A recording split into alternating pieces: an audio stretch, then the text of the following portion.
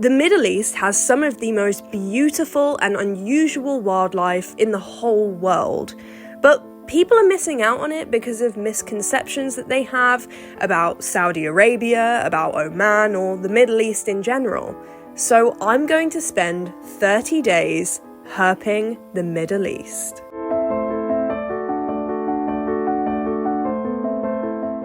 My first destination was Riyadh in Saudi Arabia, and we spent no time messing about. We went straight to herping and we found what we thought was Pride Rock.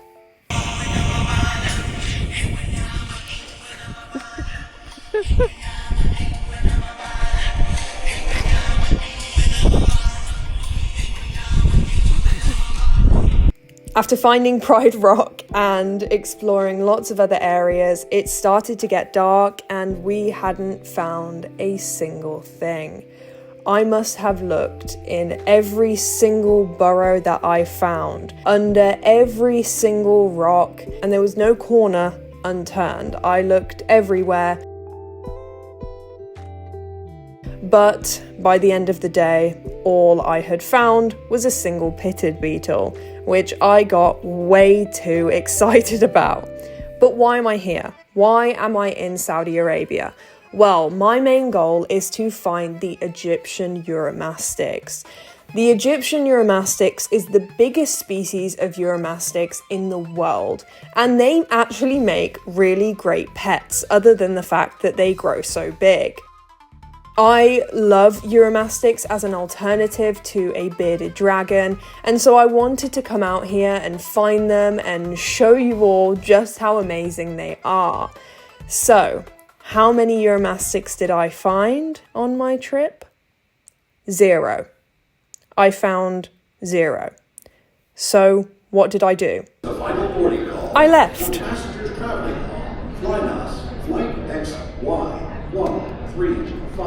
Well, I left Riyadh and headed to Jeddah because it was too cold in Riyadh. The reptiles had gone into brumation. So I said, you know what, I'm going to be a Tommy tourist and just explore as much as possible, even if I don't see anything.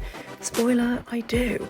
But I headed on a boat trip on this day, and it was the most amazing thing I've ever done. My passion for animals started with marine life. I always said I was going to be a marine biologist. I grew up in Hong Kong and in Sydney, and I was always around a body of water.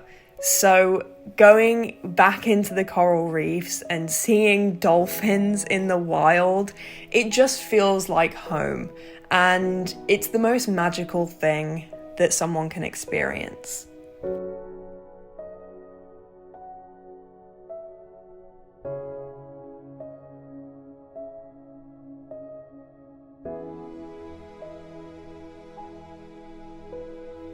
Experiencing things like this just make me reflect and think about how lucky and privileged I am to be able to travel and see the world. It really put me on a high for my next destination, which was the Taif Mountains. These are a popular tourist destination for Saudi residents because it stays quite a bit cooler in the summer months. And it's also home to these adorable little primates. I believe they are baboons. But then, my worst nightmare happened. I have a very irrational fear of birds because of an experience I had when I was younger. And bear in mind, I was visiting a strawberry farm. So I wasn't expecting to have 2 giant macaws put on my shoulders. And also to see some reptiles in some pretty bad conditions. It really put a downer on the day after having such a good time. In this part of my journey traveling the Middle East, I felt really, really lost. I had little to no hope when it came to finding wild reptiles, and seeing them being kept in subpar conditions just really upset me. So I headed back to Riyadh, where I spent an amazing few days. I got to see Eminem perform. And then I saw my first reptile. This is a common house gecko here in Saudi Arabia, and they're just adorable. I was ecstatic. I'd finally found my first reptile in Saudi Arabia, and it also happened to be my last. So I decided to head to my next destination. I got up at 2 in the morning and headed down to the airport so that I could fly to Oman.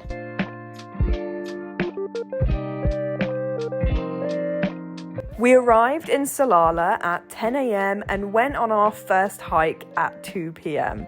We were greeted by these gorgeous camels, who were very friendly, by the way, and took in all of the gorgeous scenery. Salalah is something else, and it is a must-visit destination. We spotted our first snake 5 minutes into the hike, and I got this absolutely brilliant footage of it. But our ending point for the hike was this beautiful waterfall, and we loved swimming around here. And it also made the perfect habitat for lots and lots of reptiles, specifically geckos. And these geckos were pretty big. It's hard to grasp the scale of these geckos, but they were easily about the size of a giant day gecko. I'll put a photo on the screen of what they look like. The habitat here in Salalah just varies vastly. Some areas are complete desert, some areas are rocky. There's also freshwater waterfalls, as we saw, and there's a lot of greenery in some places too. There's lots and lots of different micro-habitats, and this habitat was the perfect place for my goal animal to live, the chameleon. We found this chameleon 15 minutes into our hike to the waterfalls, and I was buzzing. The Arabian chameleon is very closely related to the famous veiled chameleon, or the Yemen chameleon, that we see in the reptile community. Salalah borders Yemen, and it just makes the perfect place for chameleons to live. It stays warm all year round, it never really drops below 20 degrees, and it also stays relatively humid. During the winter months, the chameleons will be this darker brown color, and during the rainier periods, the chameleons will turn more of a green. And funnily enough, every single chameleon bar one was found on the ground. So maybe we should be providing our chameleons more floor space than we currently do, because it shows that they do venture out onto the floor and they don't spend their entire life in the trees. The next day, we got up bright and early to head to our next place, which was Wadi Darbat. Wadi Darbat is very, very different to our previous hiking spot, and it is home to a lot of agamas.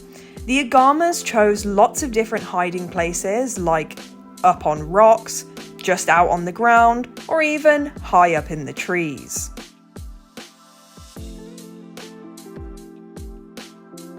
I also continued to put my camera into any crevices that I could, and I found this adorable little chameleon hiding away. There was lots of snails too, waiting for the rainier season before they wake up and go and eat some leaves. After a somewhat disappointing herping experience in Saudi Arabia, which was entirely my fault for going in December, I felt so blessed to be able to see all of this amazing wildlife in Salalah. We found a snake cave which had snake shed in it. This was an amazing find. Our brilliant tour guide Isa also saw this Arabian cobra. The Arabian cobra can grow up to 7 feet long and live for about 25 years. They are quite venomous, and they are the only true cobra species found on the Arabian Peninsula. Our second day in Salalah was just something else. We were finding animal after animal, and I even got this cheeky yellow-headed agama who was not happy with our presence. We also found a porcupine burrow where we found these quills, and even got to see a ton of baby jumping spiders. If you watch my videos, you know just how much I love jumping spiders. I also got to see some millipedes, which I absolutely love, especially these giant kind.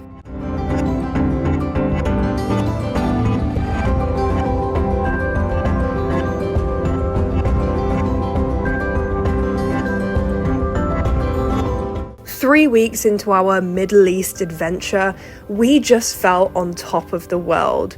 We had finally seen the animals that we wanted to see, and we were just loving exploring this beautiful place. Our next stop was some rock pools where we didn't really expect to see anything, and then this gorgeous eel appeared.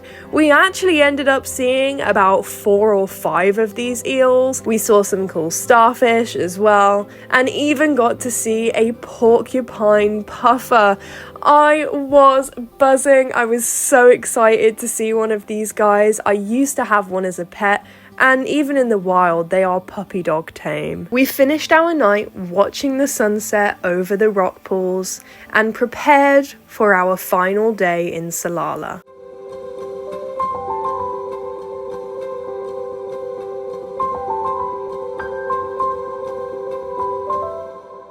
For our final day in Salalah, we decided to take it a little bit easier. Instead of hiking the mountains, we drove to them so we could still get the amazing views, but also maybe have a chance of spotting some reptiles. We were a little bit unlucky because of this, but we did get to see these super cute camels. They roam these stunning places, and they can even drink that salt water that you're looking at. On this day, the temperatures were a little bit cooler, so I do think that that might be why we didn't see as many reptiles, but I am still so grateful for these amazing views and beautiful beaches. We even went for a swim. We then headed to a freshwater area of the wadi in hopes that we might see one final reptile before heading home, and indeed we did. We spotted this adorable little agama who was surprisingly chill, so I decided to pick him up and take a selfie with him. If you want to see my cool reptile selfies, check out my Instagram, Ellie's Exotics. We let him go and watched him run off, and it was time to head back to the hostel so that we could prepare for our next destination, which is Muscat.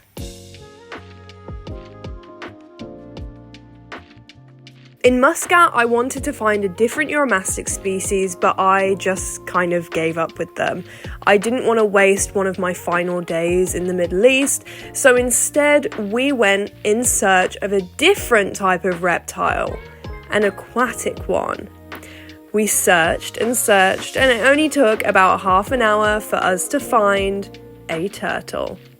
And not just one, not just two. On our boat trip this day, we ended up finding over 20 different turtles. We saw 2 different species, the loggerhead turtle and the green turtle. The water in the first destination was crystal clear. But when we went to our second destination and I saw these beautiful mobula rays, the water wasn't quite as clear, so I do apologize if the footage isn't as high quality. We saw a cute little boxfish, a lovely eel again, so many eels on this trip,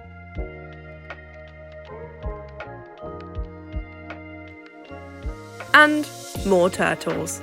The turtles were everywhere. You had to pay attention to where you were swimming so that you didn't accidentally run into one, which definitely happened to me a couple of times. But they were so lovely, so friendly, and definitely not as bitey as the turtles I encountered in Zanzibar. If you have made it this far into the video, then please make sure you do like and subscribe. Without you guys, I wouldn't be able to do any of these trips or make these types of videos, so I really do appreciate it. Let me know down in the comments below which animal was your favourite that I found, and I will definitely respond.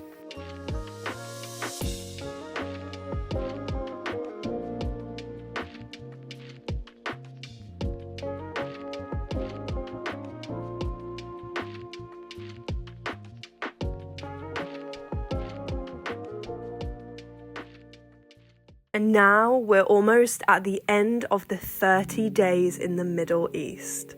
We flew back to Riyadh and had a little dance on the plane, apparently. And just before I left, I managed to catch the Fury versus Usyk fight, which was great, other than the fact that Fury lost. But I was kind of anticipating that. We just reflected on the trip that we had had and how amazing of a time we'd had at the top of the Kingdom Tower. And before we knew it, we were home. It was so nice to be able to see my animals, like my dog, obviously, and also my snakes, like Bicky the Woma Python or Honey the Gargoyle Gecko. If you'd like to see more of those, I have plenty of videos about them on my page. On Christmas Day, we just played some Lego Star Wars and that was it. The trip was over. I had spent 30 days herping the Middle East.